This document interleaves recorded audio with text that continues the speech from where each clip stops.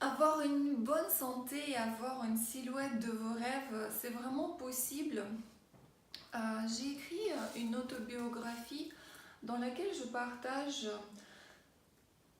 tout ce que j'avais vécu et je viens de très loin. Euh, Très loin non seulement géographiquement, c'est la Sibérie centrale, mais aussi de très loin parce que mon estime, la confiance, l'amour en soi était très abîmé. Et à un moment donné, à 24 ans, j'ai eu vraiment un dérèglement très important du poids. J'ai pris pratiquement 40 kilos en très peu de temps. Et de là a commencé un long parcours de souffrance, lutte, trop maigrir, reprendre les yo-yo que vous connaissez pendant environ 10 ans. Et même si je m'en sors aujourd'hui et j'ai pratiquement oublié ça, je remarque que parfois c'est vraiment pas évident de continuer à se respecter. Et il y a un petit peu plus d'un an de là, j'ai découvert des règles d'un psychologue russe, Lapkovsky. J'ai noté ces règles-là avec un feutre rouge et je me suis mis vraiment sur la porte de ma chambre. Et sachez que ça m'a encore et beaucoup aidé au quotidien et ça m'aide encore aujourd'hui à ajuster cette estime, confiance, avoir des relations plus saines, ne pas me laisser, ne pas me laisser pas respecter. Et j'ai envie de vous parler de ces règles-là. Prenez aussi une feuille, un feutre ou bien un crayon, un stylo, ce que vous voulez, pour vous les noter et mettre pour quelque temps, ne serait-ce que sur votre frigo ou quelque part où vous allez les voir. Souvent, j'utilise aussi la, la porte dans la cuisine, on va chercher un verre parce qu'à chaque fois qu'on va ouvrir, ça va faire un effet surprise et que vous voulez ou pas, votre inconscient se rappelle et du coup il y a comme une injection et ça peut vous aider d'harmoniser encore plus votre vie, de vous respecter et vous faire respecter. Alors, quelles sont ces 6 règles? La règle numéro un, c'est faire uniquement ce dont vous avez envie. Oui, mais comment est-ce possible? C'est vraiment pas facile. Donc oui, peut-être ce n'est pas facile, mais vous allez voir que soit vous avez le choix de ne pas faire énormément de choses qui vous déplaisent et qu'on a appris à faire ou presque subir avec le temps, surtout lorsque vous êtes une femme, une fille, où on a appris et fait plaisir très très tôt et du coup on n'arrive plus à exister réellement nous, ce que je veux, ce que je veux pas. Et du coup le choix c'est soit je ne fais plus ce que je veux pas, soit je vais aimer ce que de toute façon je dois ou je décide faire. Du coup, la règle numéro 2, c'est ne jamais faire ce dont vous n'avez pas envie. Et la liste peut être très très longue. Vous pouvez faire un exercice en faisant vraiment un tour.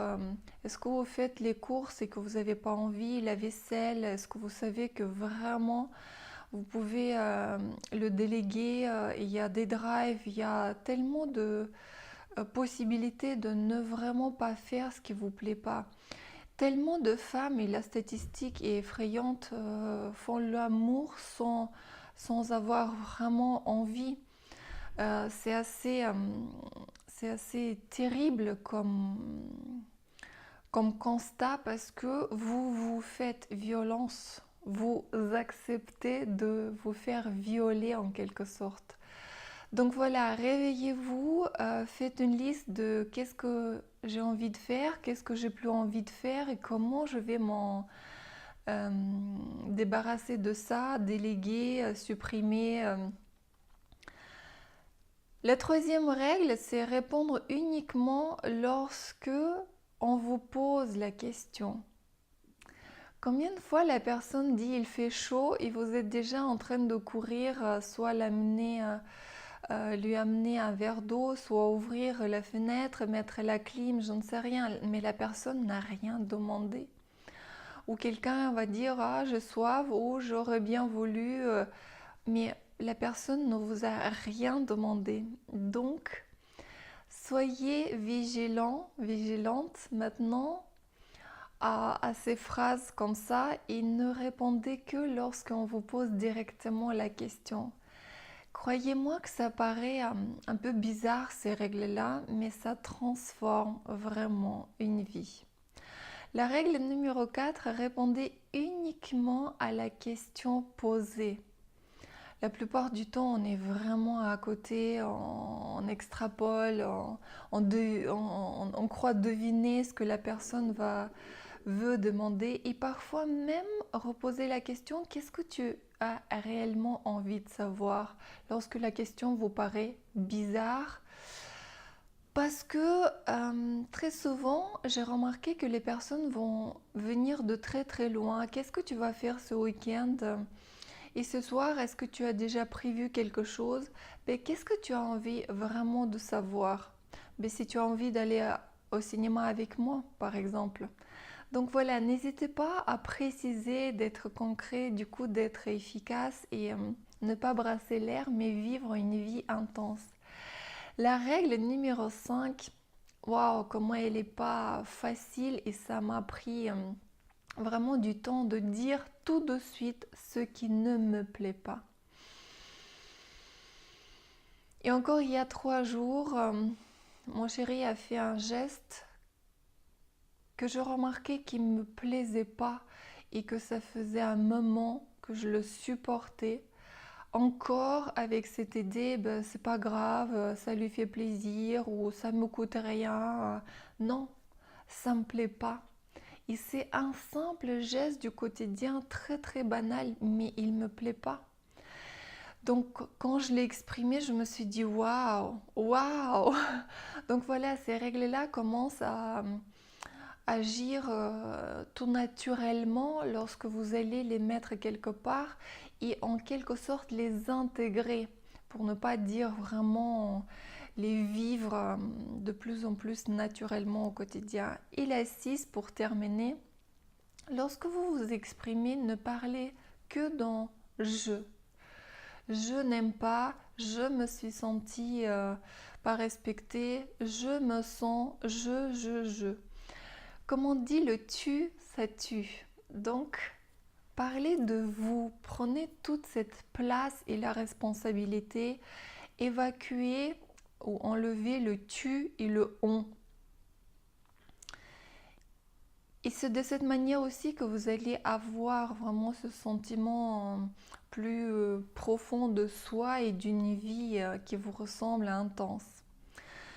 Et là, tout de suite, likez cette vidéo, partagez-la. Abonnez-vous à la chaîne et pensez qu'il y a un lien en bas de cette vidéo. En le suivant, vous pouvez recevoir la méthode unique, très efficace d'amincissement en 10 étapes. Et je vous dis à très vite.